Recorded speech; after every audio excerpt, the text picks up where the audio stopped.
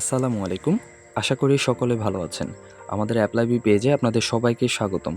স্বাস্থ্য ও পরিবার কল্যাণ মন্ত্রণালয় থেকে ১০১টি পদের জন্য যোগ্যতা অনুযায়ী বিভিন্ন পদে লোক নেওয়া হচ্ছে। এখানে computer operator, security guard, AV operator, office সহায়ক এবং পরিচ্ছন্নতা কর্মী সহ বেশ কিছু পদের জন্য লোক নেওয়া হচ্ছে।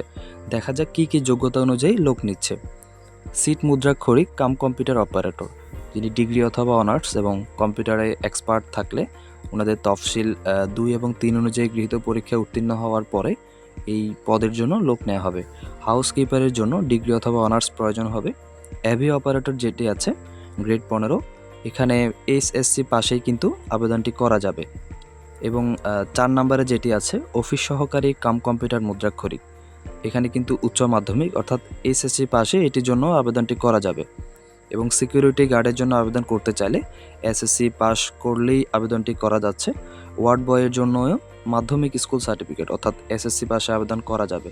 অফিস সহায়ক যেটি আছে এটিও মাধ্যমিকে করা যাবে। বাবুর্চি যিনি আছেন তিনি ৮ম শ্রেণী উত্তীর্ণ হতে হবে। এবং পরিচ্ছন্নতা কর্মী যারা থাকবেন তাদেরকেও মিনিমাম ৮ম শ্রেণী পর্যন্ত পড়াশোনা করতে হবে।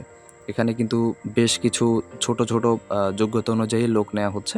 আপনারা এই বিষয়গুলি দেখে নেবেন এবং আপনাদের কি কি কাগজপত্র প্রয়োজন হবে এগুলি পিডিএফে দেয়া থাকবে। এই বিষয়গুলি কাইন্ডলি চেক করে নেবেন। আর কোন পরীক্ষায় কোন বিষয়ে কত নাম্বার দেয়া হবে এই বিষয়গুলি কিন্তু এই সার্কুলারে দেয়া আছে। এগুলি একটু কষ্ট করে চেক করে নেবেন।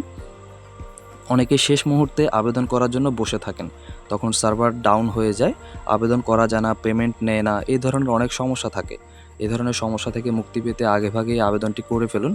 আমাদের মাধ্যমে আবেদন করা যাবে। আমাদের পেজে অথবা আমাদের হোয়াটসঅ্যাপ নাম্বারে যোগাযোগ করুন।